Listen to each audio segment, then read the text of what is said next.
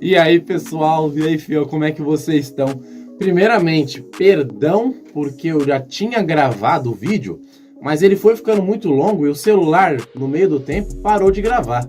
E antes eu tava gravando com a câmera frontal para conseguir exatamente manipular e ver até onde o celular gravaria, porque ele aparece um medidor, de tempo, para ver quanto tempo falta para a gravação terminar. Só que agora, como eu tô gravando com a câmera frontal, acabou que parou de gravar e eu não percebi. Então eu quero falar aqui rapidamente do jogo, da partida maluca que aconteceu ontem na Neoquímica Arena. O Corinthians, como vocês sabem, passou ontem do Bragantino nos pênaltis na Neoquímica Arena da forma mais Corinthians possível.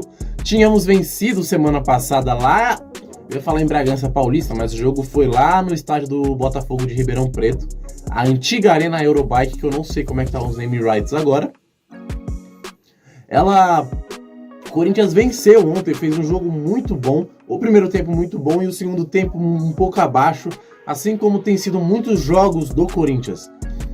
Mas, cara, o Coringão, cara, fez um primeiro tempo muito bom. Eu tenho certeza que foi o melhor primeiro tempo dessa era Ramon Dias. Disparado, Rodrigo Garro, Igor Coronado. Todo mundo jogou bem no primeiro tempo. O Charles jogou bem, que muita gente vinha criticando, por exemplo. Nós entramos com 3 zagueiros, Gustavo Henrique, André Ramalho, bom demais, embora tenha perdido o pênalti. Ele é bom demais, André Ramalho. O Kaká também fez uma boa partida. O Corinthians fez um ótimo primeiro tempo, poderia ter saído com 3-0. Teve uma jogada lá que, eu pensei que seria gol, que o Corinthians saiu tabelando, sobrou pro Igor Coronado bateu do lado da trave. Eu falei, caramba, Coronado, pelo amor de Deus, não erra um gol desse. Mas enfim, o gol saiu nos pés de Rodrigo Garro, novamente Rodrigo Garro salvando a gente. E novamente o gol de fora da área do Rodrigo Garro, cara. Rodrigo Garro é espetacular. E o segundo tempo o Corinthians começou da mesma forma que começou o primeiro tempo, começou mordendo o Bragantino, marcação alta, marcação intensa e tentando fazer o segundo gol. Entretanto, o time cansou, e o técnico Ramon Dias, para tentar prevenir que o Corinthians parasse de marcar, acabou matando o time nos próximos 15 minutos. Porque ele tira o Fagner, que na minha visão não estava fazendo um excelente jogo, embora eu tenha comentado dos jogadores, eu não acho que ele estava fazendo um excelente jogo. No caso do segundo tempo excelente, os pontas do Bragantino estavam toda hora passando nele, ele não estava conseguindo chegar em certas bolas no ataque.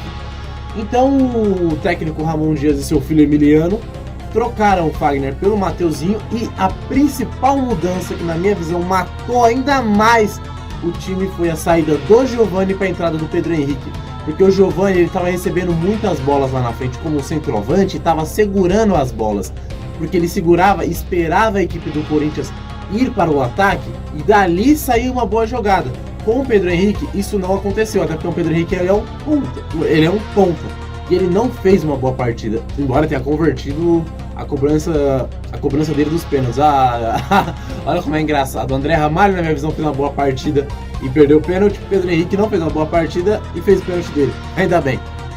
O Corinthians ele parou de jogar e naturalmente o Bragantino ele iria pra cima, porque o Bragantino é uma boa equipe. O projeto do Bragantino não é um projeto para agora, só que já colhe frutos. Ano passado o Bragantino teve a chance de tomar a liderança do Botafogo, para você ter uma noção. Eles foram para a Libertadores esse ano. E sempre estão se classificando para a fase final do Campeonato Paulista, coisa que esse ano, infelizmente, a gente não conseguiu. O time do Bragantino tem o Pedro Caixinha desde o ano passado, desde o início do ano passado. Ele já tem um padrão tático. É difícil jogar contra ele. Todos os times do Brasil acham difícil jogar. Tá certo essa concordância? Enfim, é difícil, todos os times do Brasil acham isso, que é difícil jogar contra o Red Bull Bragantino em Bragança Paulista e fora de casa. Até porque é um time que não tem muita pressão. Então os jogadores podem desenvolver o futebol deles lá à vontade, podem errar, eles são mais livres para errar do que é no Corinthians, do que é no Flamengo hoje, do que é nos porcos lá da Barra Funda. Entendeu? E naturalmente o Pedro Caixinha, ele colocou o time pra frente. E a partir daí, meu amigo, eu já tava assistindo com meu pai esse jogo. Aí ele falou, se continuar desse jeito, o Corinthians vai tomar. Mas é daquele jeito. Aí eu falei, toma um, mas a gente faz o segundo, porque aqui é Coringão louco, rapaz. E, cara, a gente tomou um golaço do Sacha. E depois a gente tomou um gol logo em seguida de cabeça. Não me recordo de qual jogador do Bragantino fez esse gol de cabeça. Só que, um adendo aqui. Não quero que as minhas análises sejam permeadas em erros de arbitragem. Só que, deixa eu só me centralizar aqui. Porque eu tô espelhando o vídeo num espelho atrás para eu conseguir enxergar um pouco. Enfim, eu não quero ficar permeando minhas análises em meio a erros de arbitragem.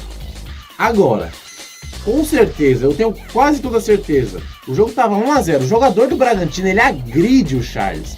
Eu não sei nem se ele dá um jab ou se ele dá um direto.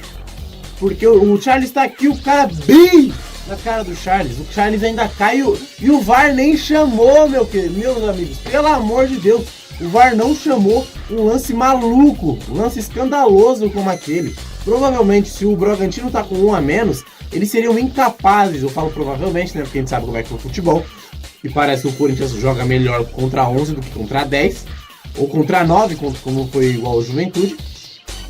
Mas eu acho que seria muito mais difícil o Bragantino fazer 2 gols logo em sequência do que com 11 do que com 10. Vocês conseguem me entender? Pra mim o Corinthians foi garfado nessa questão. É o louro aqui de casa. Garfado nessa questão. Foi garfado contra o Juventude. Mesmo com...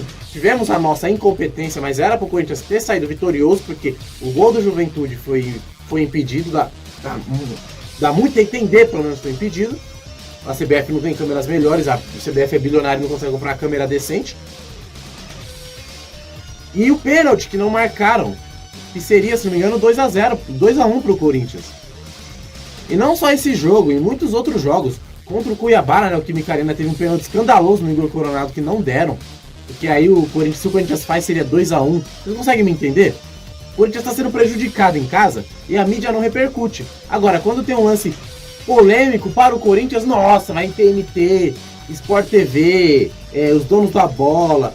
Agora eu gosto do Neto, ele fala muita besteira, mas eu gosto do Neto. Jogo aberto, o dia inteiro só discutindo aquele lance. Contra o Grêmio foi um inferno, cara. Contra o Grêmio foi um inferno. Inclusive, contra o Grêmio era pro Kahneman ter sido expulso, porque o Kahneman falou que o juiz estava roubando lá no jogo da Copa do Brasil, e o VAR não chamou, não fizeram nada. Não, ele fez na mão grande aqui, ó, tão roubando e ficou reclamando, igual a mulher xeriquenta, aquele malandro. Aí eu falei, pô, o cara, não, o VAR não chamou, era pra ele ter sido expulso, mas enfim. O time do Corinthians recuou, muito por culpa do Ramon Dias e do Emiliano. Essa derrota, querendo ou não, é culpa deles. Mas também são... Olha o louco. Aí também é culpa dos jogadores em si. Porque não tem como os caras pararem de jogar do nada. Do nada os caras esqueceram como é que dá passe. Tudo bem. Logo em seguida o Ramon conserta meio que a cagada que ele fez já com 2 a 1 no placar. E a torcida do Corinthians como? Gritando na Neoquímica Arena.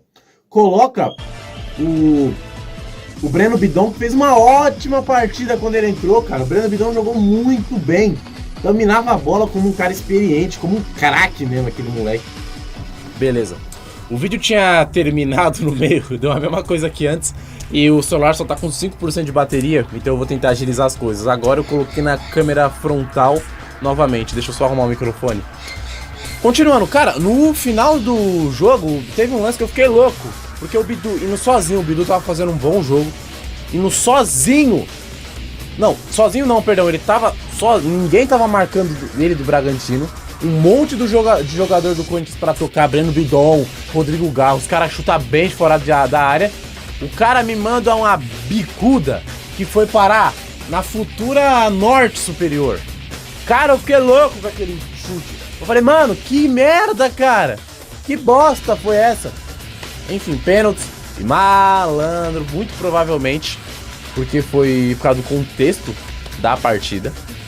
Mas eu fiquei muito mais tenso nesse jogo do que contra o Grêmio. Contra o Grêmio eu tava suave aqui, ó. Só braço cruzado olhando pra TV. Tenso, óbvio, né? Disputa de pênaltis. Mas é aquilo, né? Eu falo, pô, se o Corinthians passar do Grêmio, espetacular. Mas se não passar também, foco no Campeonato Brasileiro. Na Sul-Americana eu já falei que é um campeonato que eu queria muito vencer, porque é um título que a gente não tem ainda. É um título internacional, o Corinthians não vence um título internacional há 11 anos. e disputa a Copa Sul-Americana bastante recentemente, infelizmente, né? Mas disputa, então se a gente disputa, a gente tem que pelo menos vencer, tentar vencer. Já chegamos em 2 semifinais. E cara, meu amigo, mano, eu não ficava tão tenso pra uma disputa de pênaltis desde o jogo contra o Boca Juniors 2022. Sem brincadeira. Não, na verdade, pela final contra o Flamengo em 2022. Ano passado contra o Estudiantes eu não fiquei tão tenso. Contra o Atlético Mineiro eu não fiquei tão tenso. Contra o América Mineiro eu não fiquei tão tenso. Contra o Ituano eu não fiquei tão tenso. Contra o Grêmio eu não fiquei tão tenso. E a Copa do Brasil, teoricamente, é um torneio muito mais importante do que a Copa Sul-Americana. Mas, cara, contexto do jogo, tava ganhando de 1-0, 3-1 no agregado. Os caras fazem 2 gols relâmpagos. E aquilo, você acha que o time do Corinthians vai desmoralizado pra disputa de pênaltis? Você fica tenso pra caramba. Aí começou a disputa, Rodrigo Garo, pá, faz. O cara do Bragantino vai lá e faz. André Ramalho, logo em sequência, mandou a bola na Sul. Eu falei, pô, cara, não é possível. Logo o André Ramalho, ele fez um jogo tão bom, cara. Embora ele tenha tido um lance lá no início do segundo tempo que me deixou meio doido, que ele deu um lançamento lá errado. Mas, cara, eu fiquei maluco. Olha os caras do Bragantino fazendo. O Corinthians chegou na última cobrança. Na última cobrança do Bragantino. Minha irmã, ela tava do lado, né, do lado da TV, que tem uma mesa na minha sala do lado da TV.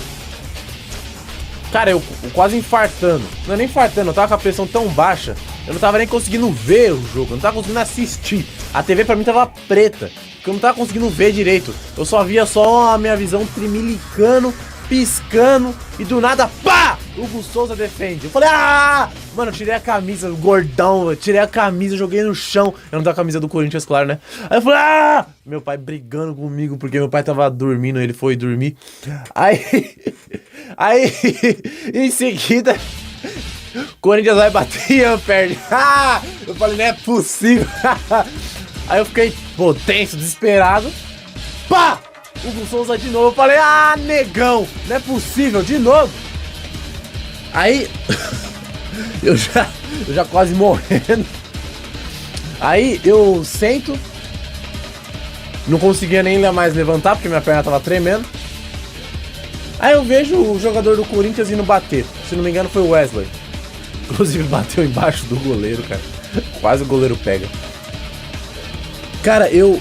tenso, velho, tenso. Mas eu tava num pensamento, eu falei, mano, pelo menos na disputa de pênaltis a gente tentou. Eu tava nesse pensamento. A gente é coringão, mas a gente tentou pelo menos, né? Cara, quando o cara do Bragantino foi bater, eu ainda falei pra Aline, que é a minha irmã, eles bateram 2 vezes em um canto. Eu falei, mano, ele vai bater no outro, porque eles já bateram 2 vezes naquele mesmo canto e o Hugo Souza defendeu. Aí, mano, quando a bola foi indo, eu vi no Hugo Souza, diz, mano, comer a lenda aqui, ó. Bem! Mano, pegou. Eu falei, ah, loucão. Cara, eu saí igual um desesperado, saí igual um maluco.